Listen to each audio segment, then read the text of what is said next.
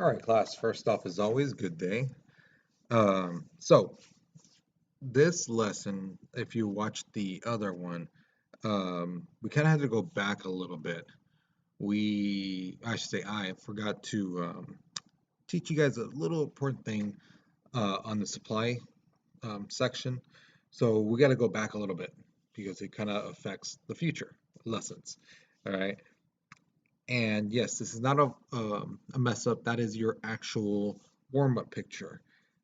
So very easy. There's four things. What do you see? Okay. The second question is basically saying, what do you think is happening? How is this, you think, make an educated guess, how does this relate to economics?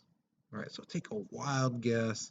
All right, remember, there's really no right or wrong answers. It's what you think. The only way you could be really wrong is if you tell me about the football game coming up this weekend, or tell them about your weekend, something like that. That's not about this or the economics. Okay, so take a guess. Take a wild guess. Okay, once you finish that, uh, be prepared for notes because it's coming up right now. I can find my mouse. There it is. All right, so the theory of production. This is basically a relationship between the factors of production, the ability, the things to make stuff, and the outcomes of the goods or services provided by a company. Okay. Now, if you've ever applied for a job, you don't just apply to one place. You usually apply to five, six places. And you might get a call, maybe even two. If you're lucky, you get three. And the thing is, because those people are looking at your application saying, okay, these people look good on paper, let's see how they are in real life.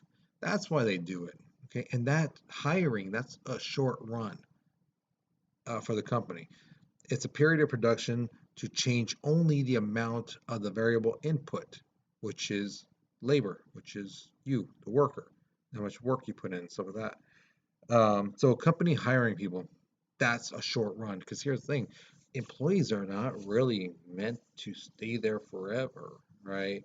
You know that for a fact, if you're getting paid a minimum wage here and you apply for another job and they're paying you $5 more per hour, are you going to stay here or are you going to go here?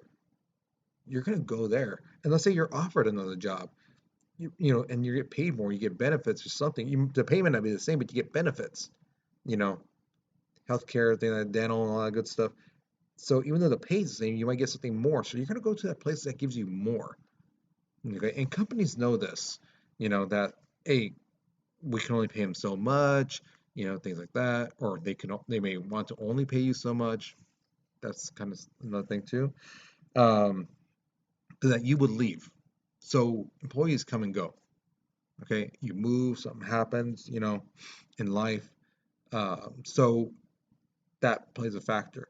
A long run is a period of production long enough for producers to adjust the quantities. So it's basically like an investment. Okay, so basically a company building a building, a factory from the ground up. After a week that's been finally built and made the way they want, after a week, it's not like they're going to say, okay, let's go somewhere else, right? No, they've invested a lot of money into that factory, into creating it, building it specifically the way they want. So yeah, they're going to be there for a long time. They plan to be there for a long time. Same thing with machinery, right? Yes, machinery breaks down, but it's not like it breaks down. Like, okay, well, let's just toss that to the side. It's not a 32-inch TV, or you can just go to Walmart and just get a new one. No, they put money into it. They hire people to fix them, clean them, do all that stuff to them, maintain them because that's an investment. They plan to use that thing as long as they can, basically get all their money out of it before going for a new one. Okay.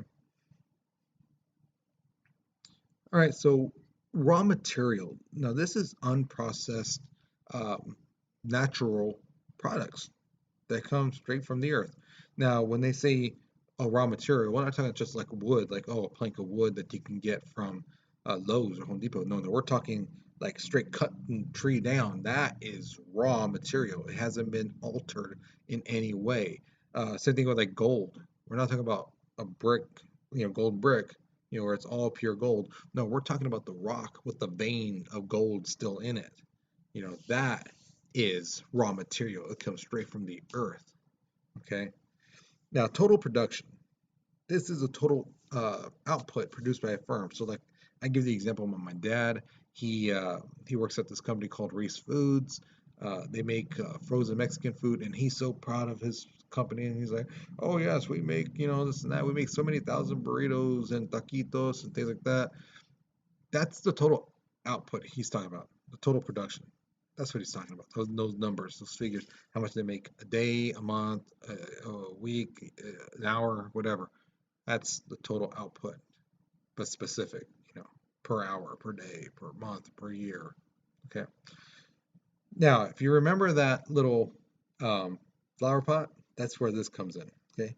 It's called diminishing returns. This is a very interesting factor. Let me move this video. There we go. So diminishing returns is where the output increases at a diminishing rate. So just because you make more doesn't mean you're going to make more, more money. If you make more product doesn't mean you're going to make more money. Okay, actually it can go the opposite way. All right. So think of like the flower. Okay, now look at that chart. When you start giving the flower water, right, the first stage, that green area, you're giving it what it needs. You're making it good. Okay, you're keeping it fresh. Now, after that first blue mark, think of that how the soil would get, right? It's already moist. Right now, it's going to get even more, right? It's taking in that water. It can only take so much, right? And that's where that middle yellow area on the chart means that it's like, okay, we're good. We shouldn't take any more, but we're still good. And past that second blue X is the red. So basically, you're drowning the flower. Okay. So in economics terms, the first green section is basically when the company produces something. So let's say a little, one of those little pot figures, they make it to enough to where that first blue mark, that's how much people would want it, right? So there's that area where people would want it. And the thing is, the anything after that, it's like extra. That's where people would basically say, you can get it at any store, Walmart, Target, things like that. As opposed to where it's in the green, it's more limited. You know. Now after that red mark, it's like you've wasted so much money on um, the stuff, the material, the time, processing it, things like that. So as much time as it takes to make this, all the material, all the man hours, things like that, no matter what you sell this for, basically you're losing money. And if you sell it too high, people are not going to buy it. So now you're really in the red. So at a certain point, if you make too much of something, you can lose money. Because again, you're flooding the market with an item and it's so cheap that you can get it anywhere, and it costs the company a lot to make it. Not just the product, not just the raw material and stuff like that, but the man hours, the electricity used to power the machines and things like that. You put that all into consideration and you're really losing money. Okay. So you really want to stay in the green, close to that first blue X as much as possible, but you don't want to go too far into the yellow section on that graph. Okay. So that's why it's very important. And that's why I put that flower pot as the example. Okay. So now you know why. All right, so fixed costs. This is basically the cost that a business takes in if the plant is basically idle. It's just there, and the output is zero, so they're not making anything. So no matter if what's happening, they still got to pay something. So a great example is like rent. So if you think about it, it's like if you rent an apartment or something like that, if you're gone for a week, watching your grandma, or you're maybe like, let's say something happens, and you go visit somebody in the hospital, you're there for a couple days, your landlord is not going to be like, you know what, hey, you weren't there for a couple days, you're going to knock off part of your rent. They're not going to do that. So, total fixed costs. This is where the sum of all the fixed costs is basically collected, and that's called the overhead. So if you look, so basically it's the overhead. That's what it's called. So if you looked at the graph right there, it says total fixed costs. That straight line, that is called the overhead.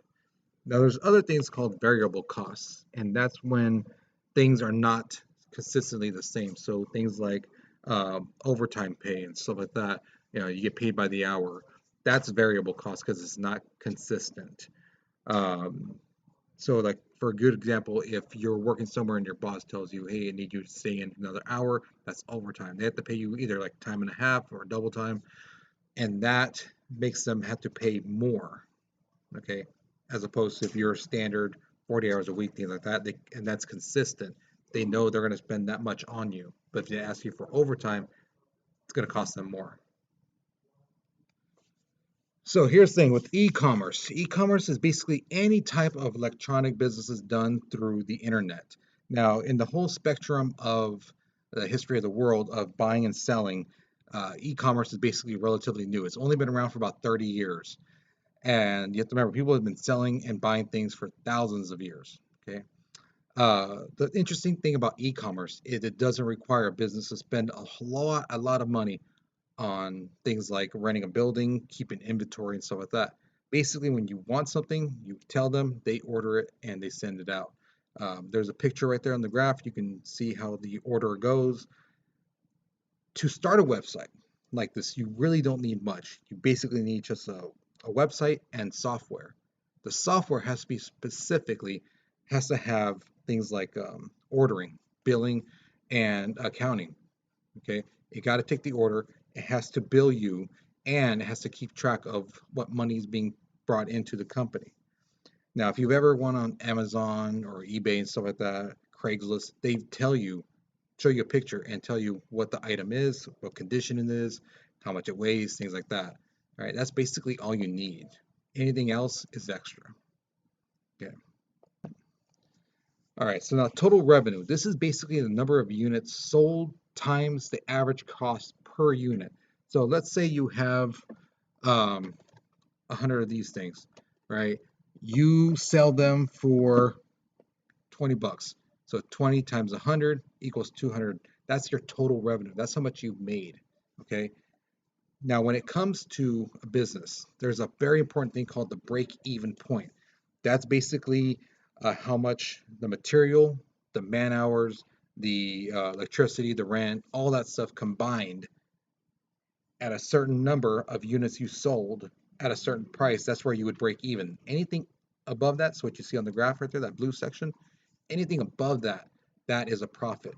That's good for the business. Anything below that is a loss, and that hurts you. Okay.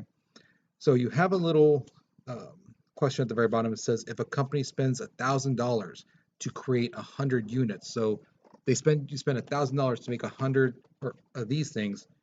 How much is a bare minimum you would have to sell those things to make back your $1,000? So on the bottom, you'll just write the number. Okay, that's it.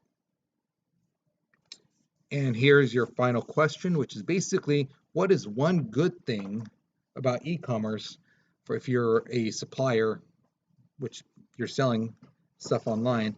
What's a good thing if you're buying online? And on the flip side, what's one bad thing if you're a seller online? And what's a bad thing if you're buying stuff online? So just write down one thing, and for each one of those, as you see, you have a spot there, and that's it. Okay, so once you're finished with all that, make sure your name is on the packet. That's very, very important. And be sure you turn that into the basket next to the door. Okay, and that's it. All right, so hopefully you guys learned something new and that you guys have a good day. Okay, see you later.